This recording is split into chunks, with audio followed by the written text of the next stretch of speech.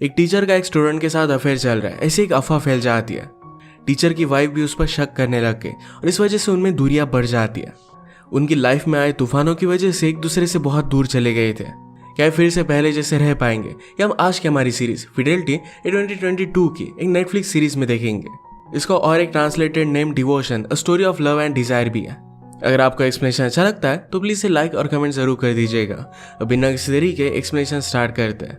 Series start होती है और हम हमारी मेन कैरेक्टर मार्गरेटा को देखते हैं, जो एक प्रॉपर्टी एजेंट थी। वो अपने क्लाइंट्स को एक बहुत ही ब्यूटीफुल सा घर दिखा रही थी, पर उन्हें उतना ज्यादा पसंद नहीं आता। मार्गरेटा का इस हाउस के लिए एक विजन था, उसे एक सर्टन टाइप से इसे बनाना था, पर उसके क्लाइंट इसे तोड़ने वाले थे। ये उन्हें समझाने की कोशिश करती है, पर वो समझते नहीं। वहां पर और एक क्लाइंट एक घर देखने के लिए आ जाता है, जिसका नाम है कार्लो। वो कहती है कि इस क्लाइंट के जाने के बाद मैं आपको टूर दे सकती हूँ, पर कार्लो कहता है कि मुझे अर्जेंट है, मुझे बाद में टाइम नहीं है। हाउस देखकर जब एक क्लाइंट चला गया तो कार्लो और मार्गरेटा दोनों इंटीमेट होने लग गए। एक्चुअल में ये दोनों हस्बैंड वाइफ है। नेक्स्ट सीन में हम देखते हैं कि कार्लो यूनिवर्सिटी में टीच कर रहा था। वो एक राइटर है और स्टूडेंट को अपनी बुक कैसे लिखते हैं ये वो सिखा रहा था। वो अपनी जॉब को बहुत ही सीरियसली लेता था और प्रैक्टिकल एक्सरसाइज के थ्रू सब लोगों को सब कुछ चीजें सिखाया करता था। हर एक स्टूडेंट के साथ उसे 1-to-1 सेशन भी चलते रहते थे। मार्गरेटा को लेग पेन है और इसी वजह से उसे थेरेपी के लिए जाना पड़ता है। उसका मस्यूस आज चेंज हो गया था। इसका नाम है आंड्रे, जो बहुत ही हैंडसम था। आंड्रे ने उसे कहा कि तुम्हें यहाँ पर पेन महसूस हो रहा है, पर इसका रीजन कुछ अलग ही है। तुम बहुत स्ट्रेस लेती हो। कार्लो की एक स्टूडेंट थी जिसका नाम था सोफिया। सोफिया ने राइट कर उसे रिव्यू के लिए दिया हुआ था। उसने पूछा कि आपको मेरी राइटिंग कैसी लगी। कार्लो कहता है कि तुमने बहुत कॉम्प्लेक्स लिखा है, तुम्हें सिंपल चीजें लिखनी चाहिए, जो तुम्हारे दिल को रेजोनेट करे, ऐसा ही तुम्हें कुछ लिखना चाहिए। ये बताते हुए उसने उसके पीठ पर हाथ रखा था। उसे सॉरी कहता है। सोफिया ने कहा कि आपको सॉरी कहने की कोई भी जरूरत नहीं है। सोफिया उसे लाइक करने लग गई थी। घर पर आने के बाद मार्गरेटा और कार्लो उस हाउस के बारे में बात करते हैं। मार्गरेटा को बहुत पसंद आया था। उसे लगता है कि उस हाउस को एक स्पेशल सा कैरेक्टर है जो बाकी हाउसेस में नहीं होता। वो रात में इस बारे में बहुत सोचता है और अपने नॉवेल पर काम करने लग गया। अपनी फर्स्ट बुक पब्लिश किए उसे 4 साल हो चुके थे और सेकंड कंप्लीट करने के लिए वो जरा स्ट्रगल कर रहा था। अगले दिन कार्लो और मार्गरेटा के पेरेंट्स के मिलने का प्लान था, तो मार्गरेटा अपनी मदर को लेकर आती है। कार्लो के फादर ने मार्गरेटा से पूछा कि तुम्हारा लेग पेन कैसा है। ये सिचुएशन तुम्हारी कार्लो की वजह से हुई थी। सोफिया ने कहा कि मैंने जब उसे फर्स्ट टाइम देखा था तो मैं उसे फॉलो कर रही थी और इसी वजह से मुझे जरा चोट आ गई। अपने मैरिज में वो बहुत खुश थी और ये थोड़ा सा लेग पेन उसे बड़ी डील नहीं लगती। बातें करते करते उस घर के बारे में डिस्कशन स्टार्ट हुआ। कार्लो के फादर ने कहा कि मैं तुम्हें हेल्प कर सकता हूँ, पर कार्लो कोई भी हेल्प नहीं चाहता। कार्लो के फादर उसे लूजर ही समझते थे, जो बात उसे अच्छी नहीं लगती। घर आते वक्त कार्लो कहता है कि हमें उस हाउस को बाय कर लेना चाहिए। मार्गरेटा ने कहा कि तुम तो अपने फादर से पैसे नहीं लेने वाले। कार्लो कहता है कि मैं अपनी बुक को कंप्लीट करूंगा, उसके कॉन्ट्रैक्ट के जो पैसे आएंगे उससे हम बाय कर सकेंगे। इसके लिए दोनों बहुत खुश थे।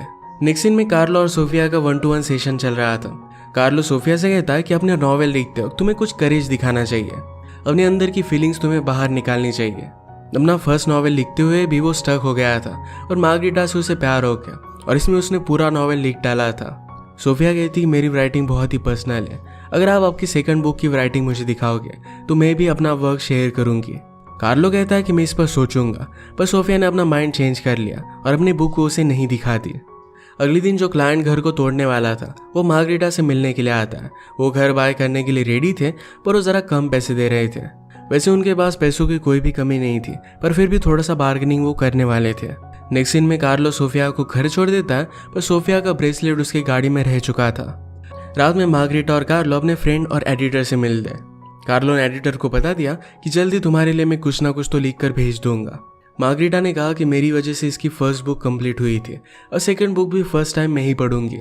इनके फ्रेंड्स में ग्यूला और पाउलो ये दोनों कपल थे और एक दूसरे के साथ बहुत खुश थे। वैकेशन भी प्लान कर रहे थे। डिनर के बाद मार्गरेटा कार्लो को बताती है कि वो कपल हाउस बाय करना चाहता है। कार्लो को इससे बुरा लगा था, पर वो कहता है कि हम दोनों एक साथ हैं, कोई भी हाउस को एक ब्यूटीफुल सा घर हम बना सकते हैं। घर आकर कार्लो ने अपने नॉवेल का थोड़ा सा पार्ट प्रिंट कर लिया और अगले दिन वो सोफिया को दे देता है। मार्गरेटा आज जब मसाज के लिए आई थी तो उसे बहुत अच्छा लगता है। उसने जाकर उस हाउस का फॉर सेल का साइन निकाल लिया। उसने डिसाइड कर लिया था कि वही उस हाउस को बाय करेगी। कार्लो की क्लास में सब लोग अपनी ऑटोबायोग्राफी पर काम कर रहे थे। अचानक से सोफिया वहां से उठकर चली जाती है। वो बाथरूम में जाकर रोने लग गई। कार्लो उसके पीछे पीछे गया और उसे रोता देख उसे वो सहारा देता है। उन दोनों को एक लड़की ने करीब देख लिया और इसकी वो कंप्लेंट कर देती है। कार्लो और सोफिया दोनों एक ही चीज़ बताते हैं कि उन दोनों के बीच में कुछ भी नहीं हुआ।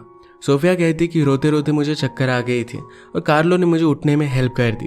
कार्लो जब घर आया तो मार्गरीटा ने उसके लिए डिनर बनाया था। आज जो भी हुआ था इस सब के बारे में कार्लो मार्गरीटा को बता देता है।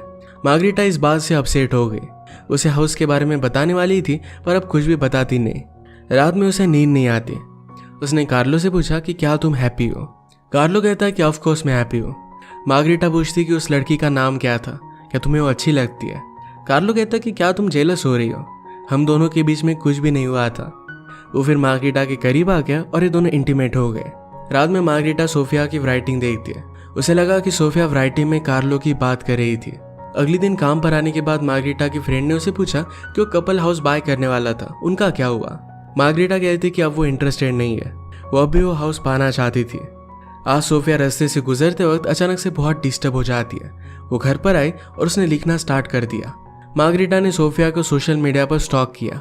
सोफिया कार्लो को मैसेज करती है और कहती कि मुझे तुम्हारी हेल्प चाहिए, मुझे तुमसे मिलना है। कार्लो इस टेक्स्ट को इग्नोर कर देता है। घर पर आने के बाद मार्गरीटा अच्छे से रेडी हो गई और कार्लो से कहती है कि आज रात हम कहीं पर बाहर चलते हैं। डिनर करते हो तो कार्लो को हाउस के बारे में बता देती है। उसने कहा कि जब कोई भी बाय नहीं करेगा तो ओनर अपने हाउस का प्राइस कम कर देगा, तो हम बाय कर सकेंगे। कार्लो को इस तरीके से मार्गरीटा का बिहेवियर बहुत ही अट्रैक्टिव लगता है। वो बाथरूम चली गई और कार्लो भी उसके साथ जाता है और वहीं पर वो दोनों इंटीमेट हो जाते हैं। एक आदमी ने वहां पर उन्हें पकड़ लिया और दोनों को बहुत एम्बैरस लगता है, पर ये दोनों बहुत हंसते हैं। इनकी इवनिंग बहुत ही अच्छी चल रही थी। तभी सोफिया का कार्लो को कॉल आ जाता है। मार्गरीटा ने इसे स्पीकर पर रखा। सोफिया ने कहा कि मैं आपसे मिलना चाहती थी, मैंने मैसेज भी किया। कार्लो कहता है कि मैं मेरी वाइफ के साथ हूँ और फोन स्पीकर पर है, हम दोनों बाद में बात करेंगे। मार्गरीटा इस बात से गुस्सा होकर उसने कार को स्टॉप करने के लिए कहा। वो कहती कि अगर तुम दोनों के बीच में कुछ भी चल नहीं रहा तो फोन की स्पीकर पर होने की बात तुमने उसे क्यों कही। कार्लो कहता है कि सचमुच में हम दोनों के बीच में कुछ भी चल नहीं रहा, वो एक टीनेजर है, वो कभी भी कॉल कर सकती है। घर आने पर भी मार्गरीटा पूछ रही थी कि उस दिन बाथरूम में हुआ क्या। कार्लो कहता है कि तुम्हें बिलीव कराने के लिए मैं क्या करूं। मार्गरीटा कहती कि मुझे पता नहीं है। अगले दिन कार्लो के जाने के बाद मार्गरीटा ने पूरे हाउस को चेक किया। क्लास में सोफिया कार्लो को इस तरीके से कॉल करने के लिए सॉरी कहती है। कार्लो ने कहा कि तुम्हें कोई भी एडवाइस की जरूरत नहीं है। सोफिया ने कहा कि मुझे तुमसे एडवाइस चाहिए, हम दोनों के बीच में जो भी है ये चेंज नहीं होना चाहिए। मार्गरीटा डायरेक्टली कॉलेज में आ गई। उसने बाथरूम देखा तो कार्लो और सोफिया को एक साथ इमेजिन कर दिया। कार्लो सोफिया को कहता है कि तुम्हें इंडिपेंडेंट होना चाहिए और उसे भेज देता है। सोफिया को कार्लो के साथ अकेला बाहर निकलता हुआ मार्गरीटा ने देख लिया। उसे कहती कि तुम अपनी मेडिकेशन घर पर भूल गए थे और यही मैं देने के लिए आई। उसे सबके सामने किस करती है और वहां से चली गई। मसाज देते वक्त एंड्रे ने कहा कि थिंकिंग करना छोड़ दो। मार्गरीटा कहती मैं छोड़ नहीं पाती। एंड्रे उसके पास आ गया और कहता है कि सिर्फ इस मोमेंट पर कॉन्सेंट्रेट करो। नेक्स्ट सीन में हम देखते हैं कि कार्लो मार्गरीटा के मदर से मिलने के लिए आया था। एक्चुअल में हमेशा एक दूसरे से मिलते रहते थे। वो उनसे बुक्स की रिकमेंडेशन लेता था, अगर उसे कोई भी प्रॉब्लम हो तो उनसे वो बात करता। आज भी वो समझ गई थी कि कार्लो को उनसे कुछ बात करनी है, पर कार्लो ये बात नहीं करता। आज रात मार्गरीटा अपने फ्रेंड की पेंटिंग की एग्जीबिशन में आई हुई थी। एक पेंटिंग जब वो देख रही थी तो उसके पास एक आदमी आ गया, इसका नाम था फेड्रासियो। उसने कहा कि तुम भी इस पेंटिंग की तरह हो, हम सब लोगों के बीच में हो फिर भी हम सबसे बहुत ही डिस्टिंक्ट हो। दोनों को एक दूसरे की कन्वर्सेशन बहुत ही अच्छी लगी थी। सेल्समैन यहाँ पर आने के बाद मार्गरीटा को पता चला कि पेंटिंग एक्चुअल में फेड्रासियो की है। घूमते घूमते उसे अपनी फ्रेंड की आवाज़ आई। फ्रेंड जिसका नाम है ग्यूला, उसका अपने हस्बैंड पाओलो के साथ झगड़ा चल रहा था क्योंकि ग्यूला ने उस पर चीट किया था। इसके बारे में वो कार्लो को बताती है। कार्लो ने कहा कि हम दोनों गेस भी नहीं कर सकते थे कि इन दोनों में इतनी प्रॉब्लम चल रही है। अगले दिन मार्गरीटा ने सोफिया का पीछा किया। उससे कहती कि मुझे तुमसे बात करनी है। उसे उस दिन के बारे में पूछती है तो सोफिया कहती कि कार्लो ने आपको जो बताया वही सब कुछ सच है। मार्गरीटा कहती कि हम दोनों ने फ्यूचर को प्लान किया है, मैं सिर्फ तुमसे इतना जानना चाहती हूँ कि क्या वो तुमसे प्यार करता है। सोफिया कहती कि ऐसा कुछ भी नहीं है, उसे अपनी लाइफ से जो भी चाहिए ये सब कुछ वो पा चुका है। मार्गरीटा कन्विंस नहीं थी और वो डायरेक्टली सोफिया के घर पर आके वो कहती कि मैं एक एजेंट हूँ और इस वजह से सोफिया की रूममेट उसे अंदर आने देती है। घर में मार्गरीटा को कार्लो की सेकंड बुक मिल जाती है। उसने कार्लो ने सोफिया को लिखा था कि मैं सिर्फ ये तुम्हें ही रीड करने दे रहा हूँ। मार्गरीटा को इस बात से बहुत बुरा लगा। फर्स्ट नॉवेल लिखने के बाद मार्गरीटा को उसने फर्स्ट टाइम दिखाया हुआ था, उसी की वजह से वो कंप्लीट कर पाया था। वो समझ जाती है कि कार्लो सोफिया को बहुत लाइक करता है। इस बात से उसका दिल टूट गया। सोफिया कार्लो को बताती कि तुम्हारी वाइफ ने मुझसे बात की, अब मैं यहाँ पर नहीं रहना चाहती। वो ट्रेन लेकर फिर से अपनी सिटी में जा रही थी। कार्लो उसे रोकने के लिए आ गया। सोफिया कहती कि हम दोनों के बीच में जो भी हुआ था इसके बारे में मैंने उसे कुछ भी नहीं कहा। इसका मतलब है बाथरूम में सोफिया और कार्लो के बीच में कुछ हुआ था। कार्लो कहता है कि तुम्हें अपने ड्रीम्स को इस तरीके से छोड़कर नहीं जाना चाहिए। सोफिया कहती कि क्या सिर्फ इसी वजह से तुम मुझे रोकने के लिए आए। वो उससे कुछ कमिटमेंट चाहती थी, पर कार्लो उसे कुछ भी नहीं कहता। वो उसे रोककर वहां से चली जाती है। घर आने पर कार्लो ने मार्गरेटा से कहा कि तुम इस तरीके से सोफिया से बात कैसे कर सकती हो। सोफिया तो हार्ट ब्रोकन थी, इस वजह से कार्लो से बहुत बड़ा झगड़ा कर वहां से चली जाती है। वो अपने मदर के पास आ गए। मदर घर को साफ कर रही थी। कुछ बॉक्सेस थे जिसमें मार्गरेटा की पुरानी चीजें हैं जो उसे ले जाने के लिए वो कह देती है। आज रात कार्लो पाउलो से मिला। पाउलो की वाइफ ग्यूला ने उस पर चीट किया था तो उनमें प्रॉब्लम चल रहे थे, पर बहुत दिनों के बाद वो दोनों फिर से मिले और इंटीमेट हो गए। पाउलो फिर से ग्यूला के साथ ही रहना चाहता था। वो कार्लो से कहता है कि किसी पर चीट करना बहुत ही घटिया चीज है।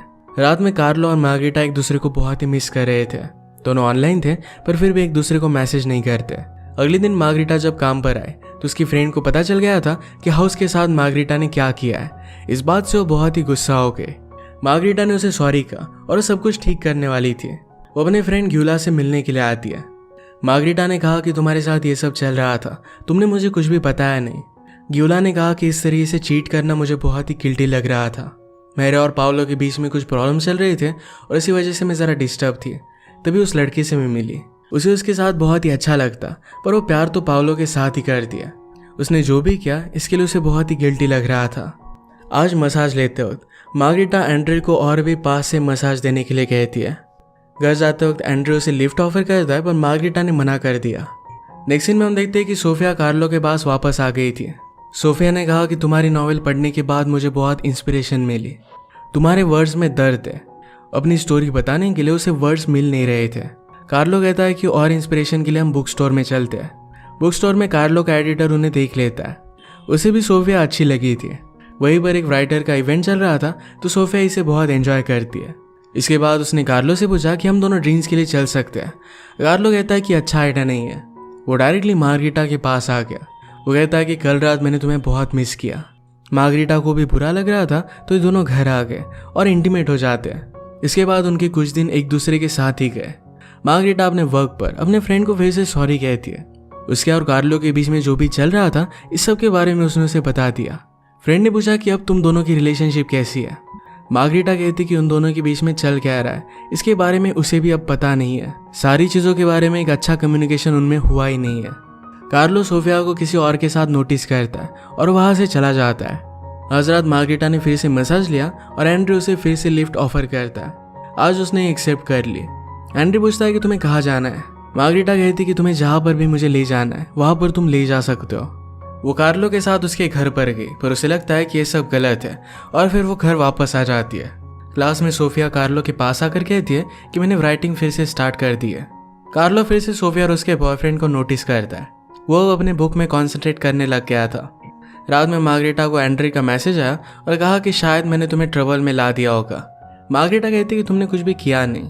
कार्लो भी सोफिया की फोटोज देखता है। उसे रात में सोफिया का ही सपना आता है। मार्गरेटा ने इस सपने के बारे में पूछा क्योंकि कार्लो चिल्ला रहा था पर वो कुछ भी पता था नहीं। वो मार्गरेटा को उसके बॉक्सेस ओपन करने के लिए हेल्प करना चाहता था और मार्गरेटा कहती कि मुझे अपना स्पेस चाहिए। अपनी सब पुरानी चीजें उसने देखी तो इसमें उसके आर्किटेक्चर की डिग्री उसे मिलती है। उसे बुरा लगता है कि आर्किटेक्चर की डिग्री होने के बावजूद वो सिर्फ हाउसेस सेल कर रही है। इन सब चीजों में उसे अपने फादर के लेटर मिलते हैं। उसे पता चला कि उसके फादर का किसी और लड़के के साथ बहुत सालों तक अफेयर चल रहा था। वो इस बात से बहुत अपसेट हो गई थी। वो कार्लो को ये बात बताती है तो कार्लो उसे सपोर्ट देता है।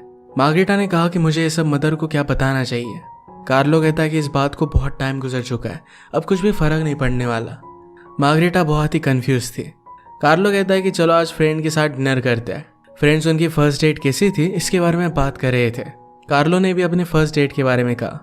मार्गरेटा ने कहा कि वहाँ के रेस्टोरेंट का खाना मुझे अच्छा नहीं लगा था पर फिर भी मैंने तुम्हारे लिए अच्छा कहा था। अपनी पुरानी बातें याद कर ग्यूला को बहुत ही बुरा लगता है। उसने पाउलो को वैसे सॉरी कहा। यह सब सुनने के बाद मार्गरेटा और भी ज़्यादा डिस्टर्ब हो गई थी।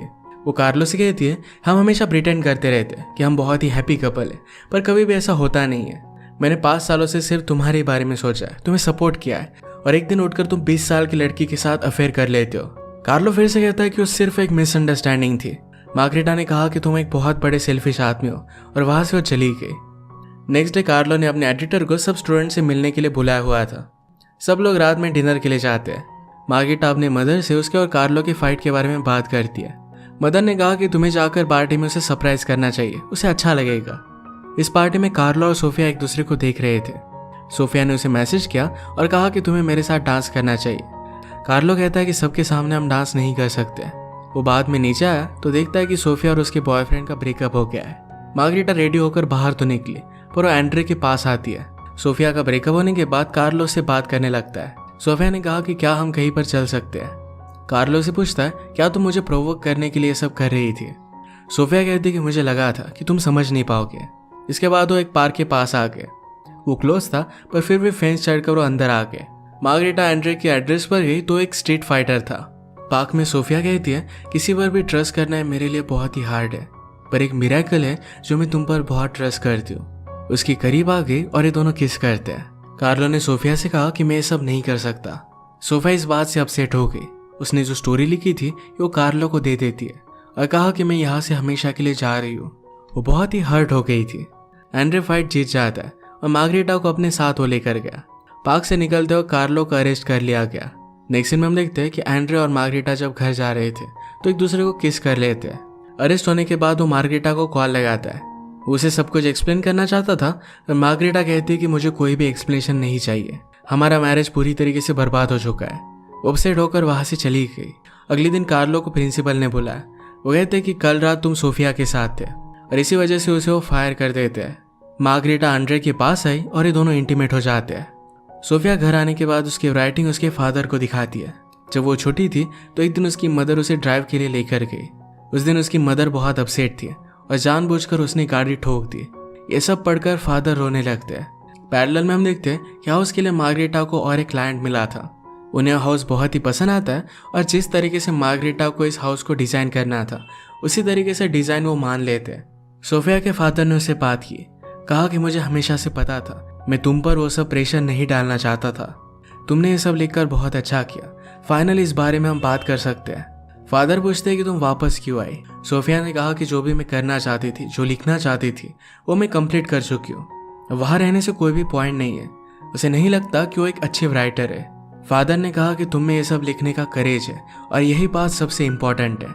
सोफिया ने कहा कि ये सब लिखने में एक आदमी ने मुझे बहुत हेल्प की थी।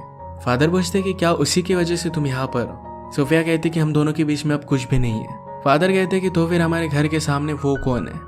सोफिया ने देखा तो कार्लो उसका वेट कर रहा था। ये दोनों एक जगह और बात करने के लिए गए और कार्लो कहता है कि तुम्हारी राइटिंग बहुत ही अच्छी है। सोफिया कहती कि क्या तुम सिर्फ यही बात बताने के लिए यहाँ तक आ गए, तुम कॉल भी कर सकते थे। कार्लो कहता है कि मुझे तुमसे मिलना था। इसके बाद वो दोनों इंटीमेट हो जाते हैं। कार्लो कहता है कि मैं हमेशा तुमसे अट्रैक्टेड था, इस तरीके से हमारे रिलेशनशिप को छुपाने के लिए मैं सॉरी हूँ। रात में मार्गरेटा एंड्रे के साथ थी। वो कहती कि जिस तरीके से तुमने मेरा ख्याल रखा ऐसा किसी ने भी नहीं रखा था। वो दोनों फिर से इंटीमेट हो जाते हैं। नेक्स्ट डे मार्गरेटा से मिलने के लिए उसकी मदर आई। वो पूछती कि चल क्या रहा है। मार्गरेटा उसे सब कुछ बता देती है। उसने कहा कि अफेयर की वजह से मुझे अच्छा लग रहा है। वो फादर के अफेयर के बारे में उसे बता देती है। मदर को ऑलरेडी इसके बारे में पता था। मार्गरेटा ने पूछा कि आपने फादर को छोड़ा क्यों नहीं। मदर कहती कि वो टाइम अलग था, आज तुम अपनी लाइफ के बारे में सब कुछ डिसाइड कर सकती हो, ये डिसीजन सिर्फ तुम्हारा होगा। कार्लो को सोफिया का जो ब्रेसलेट मिला था एक दिन उसने छुपके से फिर से उसकी बैग में वो रख दिया था। ये रियलाइज करने के बाद सोफिया कहती है कि मेरे मदर का था, उसे बहुत अच्छा लगता है। कार्लो से कहता है कि मैंने सब कुछ लूज कर दिया है। सोफिया कहती कि अब भी तुम्हारे पास अपनी बुक है। कार्लो अपनी एंडिंग को लेकर स्टक था। उसे मार्गरेटा का मैसेज आता है और उसे मिलना चाहती थी। सोफिया देखकर कहती कि जाओ और अपनी एंडिंग ढूंढो। कार्लो से किस कर वापस आ गया। मार्गरेटा एंड्रे से बात करती है और कहती कि मेरी लाइफ में सब कुछ बदल चुका था, अब मैं फिर से खुद को ढूंढ रही हूँ। उसे अलग अलग चीज़ें ट्राई करनी है। इन सब में वो एंड्रे के साथ नहीं रह सकती। उसे लगता है कि अगर वो फ्रेंड्स रहे तभी उनकी रिलेशनशिप अच्छी टिकेगी। एंड्रे भी ये बात समझ लेता है। मार्गरेटा और कार्लो एक कैफे में मिलने वाले थे तो कार्लो जल्दी पहुंच गया और उसके वेट करता है। एंड्रे उसे छोड़ने के लिए आया। उन दोनों को साथ में देखकर कार्लो को बुरा लगा और वहां से वो चला जाता है।